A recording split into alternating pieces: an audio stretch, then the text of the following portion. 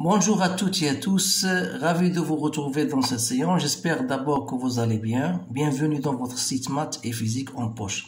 Dans cette séance, chers étudiants et étudiantes, je vais partager avec vous un exercice en maths, bien sûr, concernant la leçon, ou plutôt la deuxième leçon, généralité sur les fonctions pour la première année baccalauréat sciences.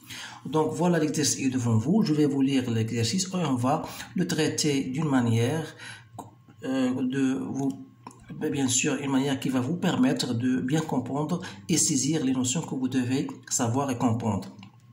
Donc voilà, soit une fonction f définie par f de x égale à 6x carré plus 8x plus 11 sur x moins 1 au carré.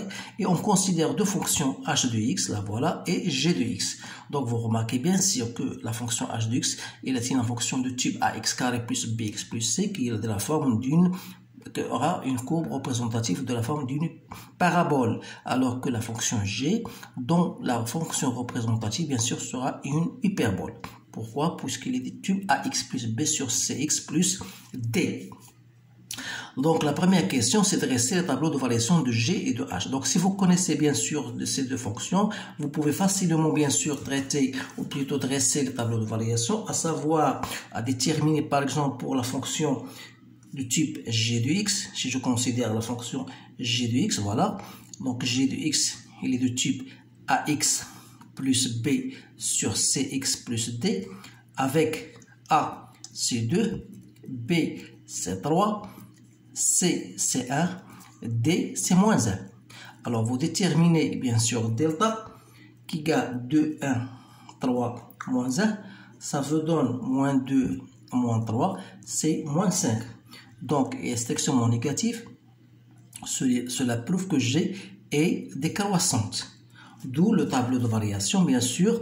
Bien sûr, le domaine de définition de G, c'est que x doit être différent de 1. Alors, cela, vous devez le mentionner dans votre tableau de variation. Donc, c'est x différent de 1. Donc, voilà. Donc, la fonction, on a dit qu'elle est décroissante. Donc, elle aura bien cette allure-là. Donc, c'est g de x. Alors pour la fonction f de x, donc la première des choses c'est de déterminer alpha égale à moins b sur 2a. Donc pour nous, b égale à 0 et a égale à 1 et c égale à 2, c'est-à-dire que alpha égale à 0 et bêta c'est l'image de alpha par f, c'est-à-dire f de 0 qui n'est autre que 2. Alors là, le tableau de variation est le suivant. Donc, moins l'infini plus l'infini, vous devez ici mettre moins b sur 2a, c'est-à-dire 0, dont l'image est 2, et puisque a est positif, donc il aura bien sûr cette allure. Donc voilà le tableau de variation de g et de f. Alors là, vous devez apprendre ces choses-là, parce que si vous ne les apprenez pas, vous risquez de vous tromper. Donc la deuxième question, étudier le signe de G. Que ça veut dire étudier le signe de G؟ يعني غادي ندرسوا الإشارة ديال الدالة G. متى تكون موجبة ومتى تكون سالبة. هنا خاصك توضح الأمر لأن هذه الأمور لا تعني لو ستيل لا يعني لا علاقة له بهل الدالة تزايدية أم تناقصية، بل فقط هل هي موجبة يعني هل هي فوق محور الأفاصيل أم تحت محور الأفاصيل وفي أي انترفال. إذا بالنسبة لنا هنا جي دو إكس فوالا هي اللي امامنا. اذا خصنا غنديروا واحد الجدول اللي غنديروا فيه العناصر اللي عندنا x بيان سور فوالا، عندنا 2x بلس 3 وعندنا x moins 1 وعندنا g de x. الوغ موان لانفيني بلس لانفيني، تعرف بان هذه إلسانيول موان 3 دومي وهنا إلسانيول تنسبقوا دائما الصغيره هي الاولى. دونك اون فا ايتيدي لو سين دو سيت فونكسيون لا. يعني بالنسبه لهذه سي داله عباره عن داله تآلفيه، تنعدم هنا تاخذ اشاره ا خارج الحلول وهنا اشاره موان ا. كذلك بالنسبه لهذه تنعدم هنا، اذا هنا بلس وهذه موان، هذه موان، دونك تعطينا هنا بلس موان بلس. دونك اذا ما نساوش بان اكس خاص تكون تخالف واحد. اذا من خلال هذا الجدول هذا يعني ان جي دو اكس غتكون موجبه، مما يعني ان اكس تنتمي الى المجال موان لانفيني موان 3 دومي اونيون 1 بلس لانفيني. وأن جي دو إكس تكون سالبة إلا كانت إكس بين موان 3 دومي و 1. دونك il faut bien faire attention 1 غير معني بالأمر. إذا هذا هو إشارة ديال جي دو إكس. الآن troisième question montre que pour tout x appartenant à R-1 f de x est égal à h rond g de x. ما معنى هذا؟ يعني غادي نحاول نخرجوا f de x égale h g de x h rond g de x هي h g de x ومن خلال h g de x هي x au carré plus 2 لأن h de x هي x carré plus 2. إذا غنعتبروا هاد g de x كلها هي grand x donc il y a x au carré voilà هذه كلها x au carré plus 2 بمعنى هي 2x plus 3 sur x moins 1 au carré plus 2 donc غادي نحاول نخرجها مباشرة donc هي 4x au carré plus 12x plus 9 plus 2 plus 2 نخلي هذه أبار sur هنا x carré x moins 1 au carré هنا نخلي هنا بلس 2. إذا غادي نحاولوا نتوحدوا المقامات. vous allez trouver 6x au carré plus 8x plus 11 sur x moins 1 au carré يعني هي الدالة اللي عطاوكم في الأول فوالا هي f de x. إذا ما كاينش مشكل ما تلقاوش فيها شي مشكل بالنسبة لهذا. إذا هذا هو f de x. هنا غير واحد السؤال إضافي لو أضيف لكم مثلا chercher le domaine de définition de h rond g. Donc c'est l'ensemble des x qui appartient au domaine de g et g de x doit appartenir au domaine de h. Voilà. Donc qui dit x appartient au domaine de g, c'est-à-dire puisque le domaine de g, donc il faut que x appartient soit différent de 1 et g de x appartient au domaine de h. Au domaine de h ou R. Donc qu'est-ce qu'il va rester? Seulement il va rester x est différent de 1, c'est-à-dire c'est moins l'infini 1 union 1 plus l'infini. هذا سؤال إضافي أضفته لكم في حالة إذا قال لي الدومين de définition d'une fonction composée. Donc voilà. غندوزو السؤال الاخر اللي هو سؤال مهم جدا وهذا هو علاش اختاريت هذا التمرين هو étudier les variations de f sur هذا لو دومين.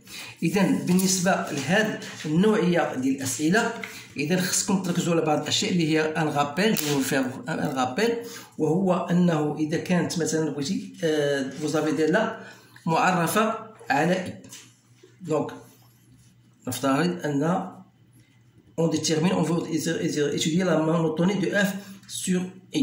Par exemple, vous avez une fonction g rond f sur un intervalle i. Donc, la première des choses, on doit déterminer la monotonie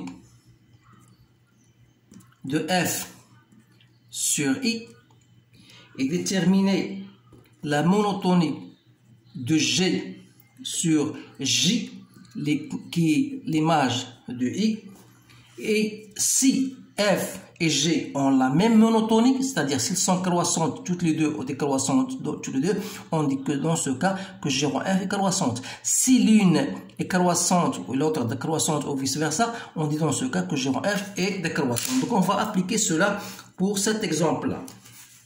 Donc qu'est-ce qu'on a? Donc on va étudier la variation de f sur moins l'infini, moins 3 demi. Donc première des choses, on va regarder notre tableau de variation.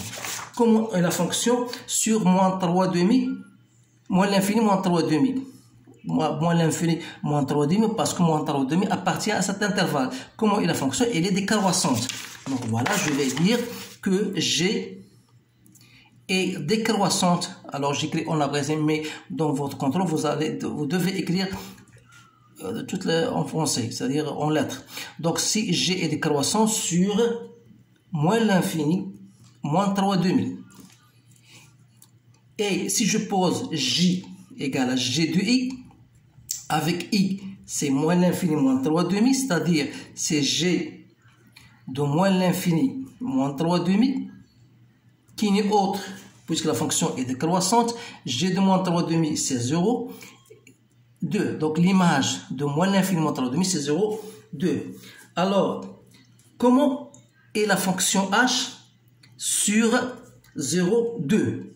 Il est bien, si je reviens à mon tableau, donc sur 0, 2, la fonction elle est croissante. Donc je vais dire cela. Donc h est croissante sur 0,2, sans oublier bien sûr que 0,2 est inclus dans 0 plus l'infini. C'est pour cette raison qu'il est croissant sur 0,2. Alors, vous avez h croissante et g décroissante. Alors, cela prouve que f est décroissante sur moins l'infini, moins 3 demi. Voilà comment il faut répondre à ce genre de questions. De la même manière, on va passer maintenant à moins 3 demi 1. Donc, je reviens toujours à mon tableau. G, comment elle est sur moins 3 demi 1. Donc, G sur moins 3 demi 1, elle est décroissante. Voilà. Donc, je dis, voilà, la fonction, elle est décroissante. Donc, voilà. Décroissante sur moins 3 demi 1. J'ai l'image de moins 3 demi 1, c'est moins l'infini 0. Alors je reviens à la fonction h, donc et comme la fonction h est comment elle est sur moins l'infini 0, donc moins l'infini 0, la fonction ici c'est la fonction h, je pense. Oui, c'est la fonction h, pardon. Donc c'est la fonction h. Sur moins l'infini 0, comment elle est? Elle est décroissante. Donc voilà, je vais dire voilà que la fonction elle est décroissante sur moins l'infini 0. Donc ici décroissante, ici décroissante, elles ont le même signe, c'est la même monotonie.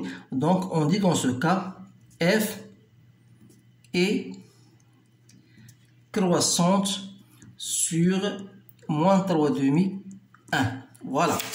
Et la dernière, on va étudier sur 1 plus l'infini. Donc, sur 1 plus l'infini, j'ai la fonction g est décroissante sur 1 plus l'infini. D'après, bien sûr, mon tableau de variation, comme vous le voyez, elle est décroissante. Et l'image de 1 plus l'infini égale à 2 plus l'infini. Et 2 plus l'infini, bien sûr, elle est inclue dans 0 plus l'infini.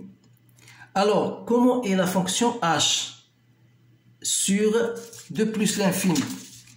H sur 0 plus l'infini, elle est croissante. Donc, s'il est croissant sur 0 plus l'infini, elle en est de même croissant sur 2 plus l'infini. C'est-à-dire que la fonction, elle est croissante sur 2 plus l'infini. Et par suite, donc f est, donc on a une croissante, décroissante, donc f est décroissante sur 1 plus l'infini. Et donc voilà la réponse finale de cet exercice. إذا نتمنى نكون وفق بأن في حتحاول تتكلم باللغة العربية والفرنسية حتى يستفيد الجميع. إذا بالنسبة لهذا مركب دالتين فهي من الأشياء المهمة التي يجد فيها الطلبة صعوبة. يجب على كل طالب أن يتمرن على هذه النوعية من التمارين. إذا ولكن يركز بطبيعة الحال إذا كان الطالب ملما، يعني أنه مركز على الأمور اللي هي لا بد منها بالنسبة لهذا المونوتوني اللي كتبتها بالأحمر هنايا. إذا ما غاديش نلقى صعوبة في هذه الإجابة عن هذه النوعية من الأسئلة.